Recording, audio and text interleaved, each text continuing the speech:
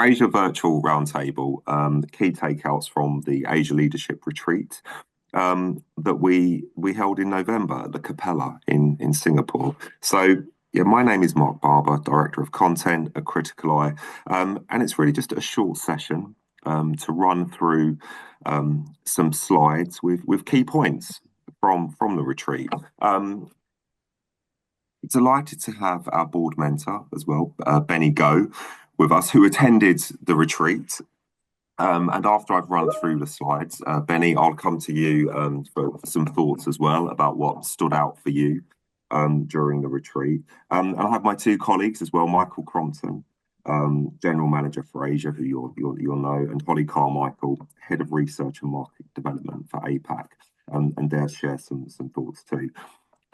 Look, it'd be great to try and make this conversational. So great to hear any of your thoughts when I do finish running through the slides on some of those points that I'll run through. And also from my side, any ideas that you might have about what you'd like to see in 2025. And then we can feed that into our physical and virtual events program for our members. So I'll start now. And look, the format will be economic and geopolitical outlook. We held this just after the US election, right? So as you can imagine, geopolitics was very much front of mind, and I would say remains so. We'd talk a little bit about technology. Clearly, there tends to be a focus on Gen AI, and then we look at leadership capability. If we come to the next slide, you'll see why we're sort of focusing on those three areas. So if you've attended one of our retreats, you know that we do word clouds. Just sort of cherry picked the most popular answers from the word clouds that we held. So use one word to describe your business outlook for the next 12 months. Challenging, optimistic, growth, exciting, uncertainty. I suppose for me, I just contrast that when we hold this, say, at our CFO retreat in the UK or our CEO retreat in the UK. There's a lot more caution. I think there's a lot more retrenchment. There isn't that focus on how do you need to try and pivot to get the real opportunities for growth that are out there. So I'd say that's quite positive overall. And then use one word to describe the biggest risk for your business. And I think that's where we get into the three core areas where you've got talent, and I'll connect that with leadership capability. So the people agenda is absolutely front of mind, geopolitics, and then technology. And here you can see people are talking about the concerns about falling behind on AI and basically not moving at the pace that they need to around this. So that's a sort of bit of a flavour of where people's minds were in the room. And then I'll come on to the first area that we discussed. If we could have the next slide, please. So this is a big one, economic and geopolitical outlook. I think the anxiety about Trump 2.0 was very clear in the room, and the concerns over the impact of tariffs and what that means. There was a question that was asked in the room about what happens if countries in the region are forced to choose a side. And I think that also applies to what it means for companies as well. So this polarization that we're seeing and the acceleration of that potentially under Trump 2.0. Again, there was this real sense of, okay, so what does it mean for us? Clearly, it's difficult to have any firm answers on that, but one of the sort of responses from the economists that we had was, look, we got through Trump 1.0, and let's wait and see. But what the economists did say is that there absolutely will be a continuation of trade rerouting and this policy of what's now become the normalized idea of China +1. Interestingly, it was said the biggest proponent of China plus one comes from Chinese companies, and this trend is only set to continue. It was talked about how this is having a huge impact on the competitive landscape, and I thought rather boldly it said it's bigger than anything seen under Western MNCs. So it's a real shift you're seeing across, say, Southeast Asia. And it's Chinese companies coming in with their IP and know-how. And then to quote, it's in a manner more profound than anything we've seen with Western companies and subsidiaries. Um, so this is a real change that's not necessarily new, but certainly it's an acceleration and something that we'll see going forward. It was felt that there'll be no change in China's major shift from being a real estate-driven economy to a focus on domestic consumption and advanced innovation. Clearly, there are the challenges with the Chinese economy at present. But moving into the sort of the nub of the sort of economists' outlook,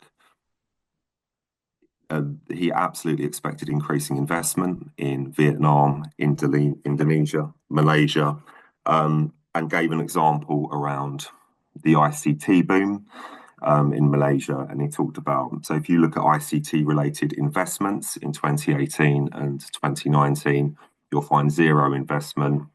Roll that on to 2023, and he quoted the figures of 80 billion RMB and 20 billion US dollars.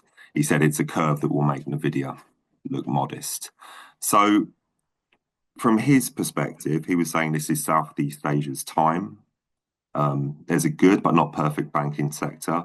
He claimed that there's low debt levels at the public sector level, and the region is in a prime position to take advantage in a world where, again, if you sort of flip to Europe, there's a lot of insularity. There's a lot of retrenchment. There's a lot of inward looking, localized politics, which is slowing down decision making. So he was very much taking the glass half full position. However, there clearly are challenges. So he mentioned too much FDI coming into Singapore, and probably more alarmingly, the potential for a currency crisis within the region in 2025 if we do see large tariffs coming through. He said that you could basically see a big global FX sell off. It was asked whether this could create a crisis in the manner of what we saw in 97. He thought not, it's unlikely because we're not at the same inflection point of overvalued exchange rates. Inflation will continue to be an issue. But like I say, he did acknowledge these problems, but taking a longer term view, he was much more optimistic. I want to just quickly come to the last point as well, because I thought it was interesting. We didn't get into it in enough detail, but in the wrap-up interview, which was absolutely fabulous, the speaker talked about how the Indian Ocean is set to become a key region for resources, trade, and energy security in the coming years. And what was of interest to him was potentially seeing a much closer alliance between the US and India as the tensions ramp up with China. Again, not a personal opinion, but I thought it was interesting to be discussed and talked about. These charts are taken from our Asia leadership research, which we'll send to you post this video call. What do I take from that? I think you have more people expressing confidence in the rate of growth across the APAC economic region. But looking at both charts, I think there's a lot of caution still. I think we've got over the past year of elections and that uncertainty. So hopefully that creates more a clearer path going forward. But I think there's still a lot of volatility out there that people are aware of. So they were some points from the economic outlook and the wrap up session. If we come to the next slide. We run a series of polls across the retreat. What would I say about the first poll regarding capital structures? I was just about to interview a turnaround expert um, at the retreat when this poll was put up, and we had a sort of side conversation, and he was surprised by the number of people in the room that had said yes, they are concerned. He thought that was high, and it's indicative of more companies having cash flow issues and balance sheet concerns. So again, it's an indicator, but that stood out for him. I'd say the second poll again. I don't want to make too much of these polls, but I'd say the alignment is lower than it has been historically, which is reflective of I think of a lot of the restructuring that companies are going through. And then the third slide, again, this confirms what we're talking about, where it's skills and talent, leadership capability, and tech that are the big areas that execs are focusing on at present. Hopefully, you can see that, um, Kai. But yeah, we can send some of this to you afterwards. So yeah, I'm having to squint a little bit as well, so apologies. Um, but I suppose if we just come on to the next slide.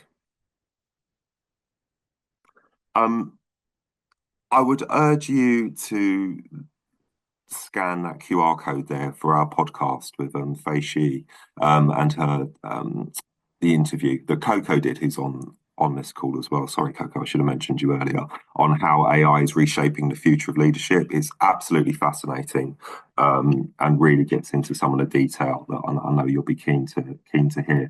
But like when we discussed technology at the retreat, fundamentally it was about how do companies need to restructure um, in order to really use this tech to advance their strategy. For me, two things stood out. Right, one is the conversation around governance of this technology, which I think will be a bigger issue in 2025. Um, Specifically related to Gen AI, but I think the view was that it's too fragmented at present. I think it's going to be a more fundamental conversation about what do we actually mean by good governance when it comes to this technology. And I think it's this idea of good for whom. Um, with that, you've then also got this idea of the need for speed and flatter structures, and this idea of being more entrepreneurial and breaking down of organizational boundaries. This was challenged in the room by some execs because I think it really does vary by sector. In a tech company, you can talk about a flat architecture, but in other industries, it just isn't going to be appropriate. So there was pushback. However, the view was that if you're going to create this entrepreneurial attitude, you need to move people around. You need to switch C-suite roles just to try and get that pace and understanding of how technology can drive the overall business. Again, it was challenged, but I think you've got this real tension between governance and speed that around tech that companies will be grappling with. In terms of some examples of what companies are doing, it was mentioned that in MNCs, steps are being taken to decouple the new tech from the old to stop organizations getting stuck around issues around, say, quality of data and clean data. There's increasingly a move away from companies wanting to create tech themselves, so bespoke technology, and more adoption of tech because it's faster. Look, I know as well this will vary by sector, and if you're more highly regulated, some of the risks this pose. But again, it was some of the trend lines that were discussed. But like I say, I think just one final point on this: real pressure on boards to try and get over some of the skills gaps around this and the knowledge gaps. And this idea of, are they asking the right questions? I think if governance is a bigger issue, there's going to be more pressure on boards to get this right. But also that point around falling behind, are companies as fast on this as they need to be? So not easy, but I think that sort of onus on the independent director and the chair to try and be on top of this as well will increase in 2025. So some thoughts there, but please do listen to that podcast because I think you'll find real value in it. Okay, and final slide.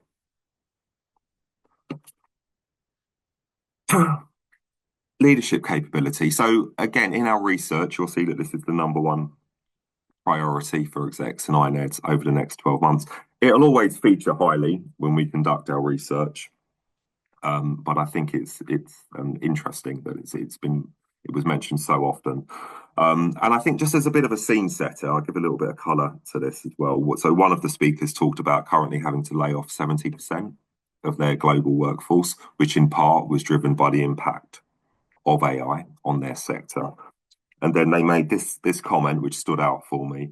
We need to continuously innovate as our products have to get faster.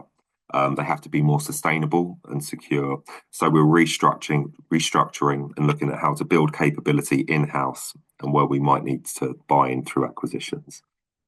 And I think this idea also of having to divest to invest is a big issue that's playing through in a lot of companies. It is. It is. There's no doubt. It is challenging. In terms of what are some of the support structures that companies are putting in place. So, from speaking to CPOs and CHROs for this event, there was a lot of conversation around improving adaptability, curiosity, a growth mindset. Mentioned a lot of individuals talked about this on the prep calls. Trying to build that out, the point was made about getting employees to work across organizational boundaries and to work with others. I think it's this idea of trying to move managers into leaders as well, and giving them the experience and exposure working out in other countries and other regions too. However, they all acknowledged it's not easy and it's very much a work in progress. And there you've got the point that the skills gap is more evident today than ever. We're falling behind as budgets are being slashed in crucial areas. There was just one other point where someone was talking about where you're restructuring. You realise that you've lost some real capability and knowledge within the business. So you've cut too hard and too deep. So I think there's a learning process that's going on here too. And the point that was made around is this need for a global mindset as companies within the region are looking to expand into, say, North America or EMEA or wherever it may be. How do you build that sort of global capability? And again, I think that will play through in our events and some of our sessions in 2025. So it's a bit of a whirlwind tour, and I appreciate I'm skipping over some highly complex things there, but hopefully that gives you a sense of what was on the minds of the attendees and what they wanted to discuss and share their thoughts on during the retreat last November. So I'll pause there, and then Benny, if I could look to bring you in, because you attended the retreat, and I'm curious to get your thoughts, and as an independent director, as a former exec who's worked in some huge organisations, just some thoughts from yourself about what stood out. Thanks, Mark. I think your summary was very apt. My observation is this. I mean, this is one of the fewer retreats which really invigorated the audience, in particular, the subject matter and also the topics that were being discussed. The reason is this, right? Because Trump 2.0 is just around the corner.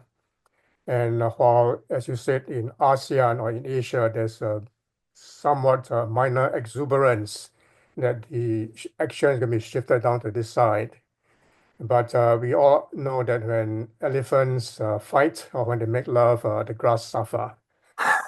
So we in Asia are also going to be part of this whole decoupling process, and that's going to be tough.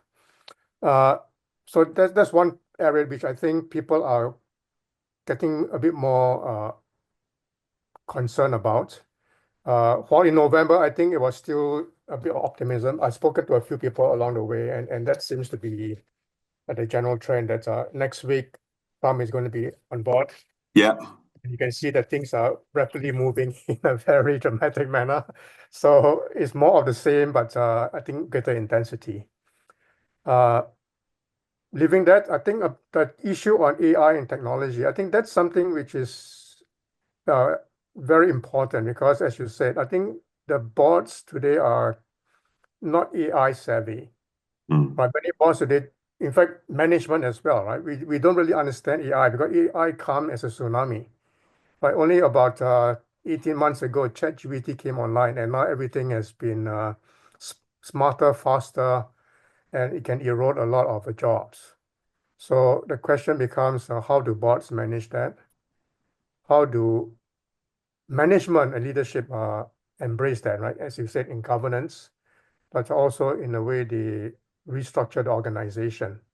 Yeah, But was you said customer centric, yes, but how do you look at the markets today, given AI?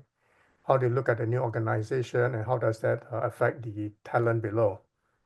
The usual talent that we need, are they going to be marginalized? Are they going to be removed? Or how do we ensure that the existing workforce continue to have their jobs and help the company? Right? I think that's a fundamental question that people are asking. So there might be future topics for our. I'd like to get more into the I think that's detail quite important. Yes. of that in our sessions, and how companies are trying to get on it, because I think they're talking about it, but now it's. I mean, you're seeing that when the example I gave of the company that's laying off 7% of its workforce. Some of that will be share price pressure, um, of course, but then I think strategically they realise they need to shift. Okay, but that for you was an interesting area. Was there anything else, Benny, that from your side?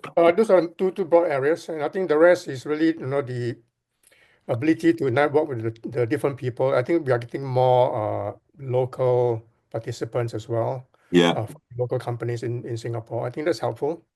yeah. Okay, okay.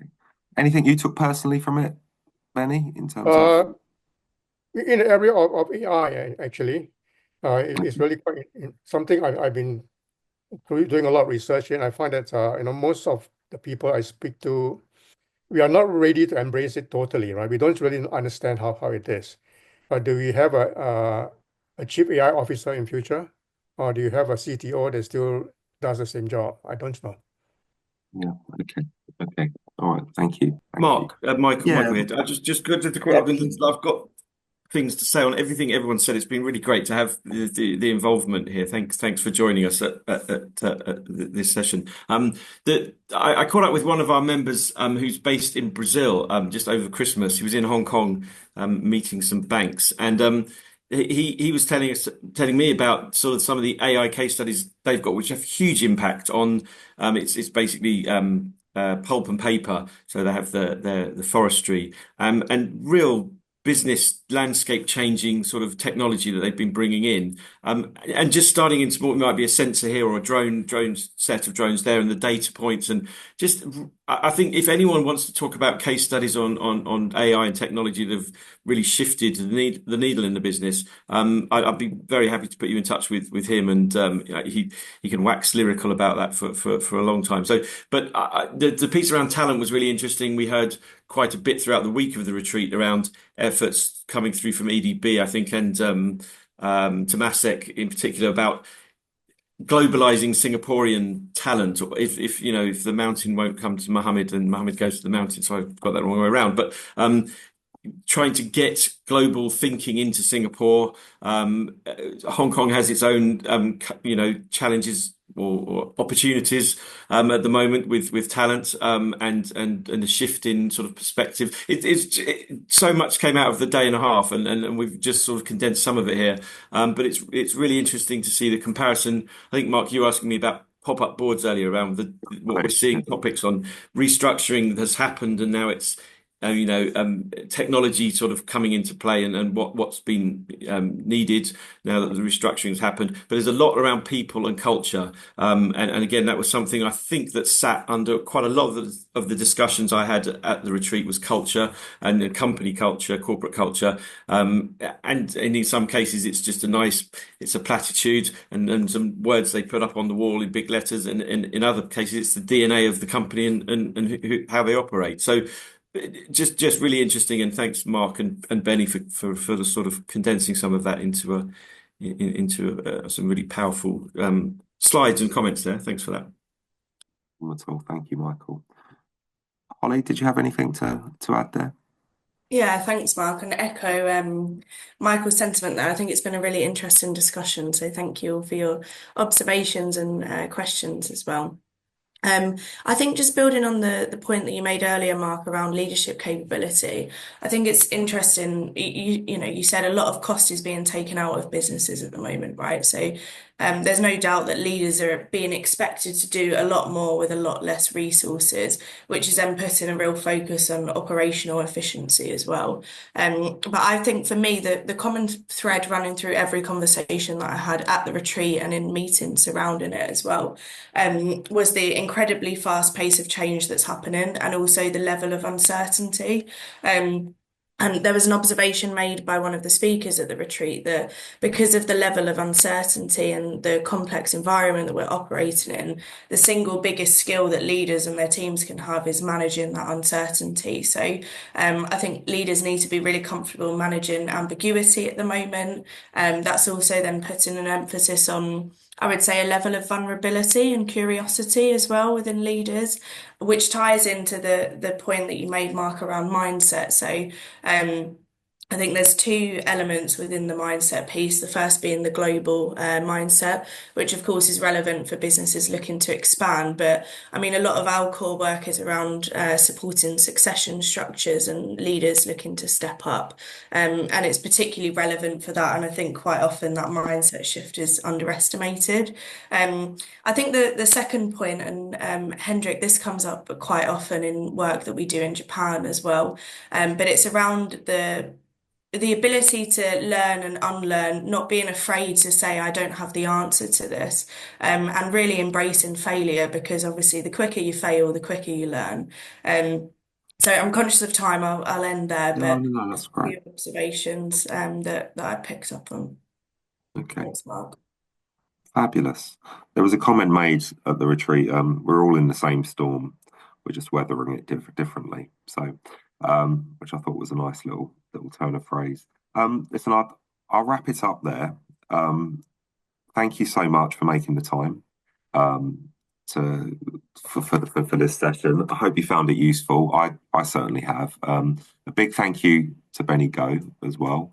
For joining and sort of kicking off and sharing some thoughts from the retreat as well. Thank you to all of you. We'll send a follow-up email.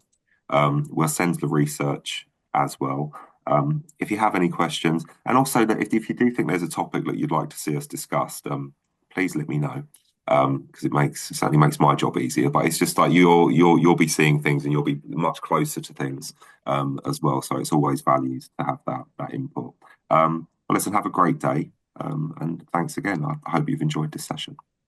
Very much. Thanks, Great.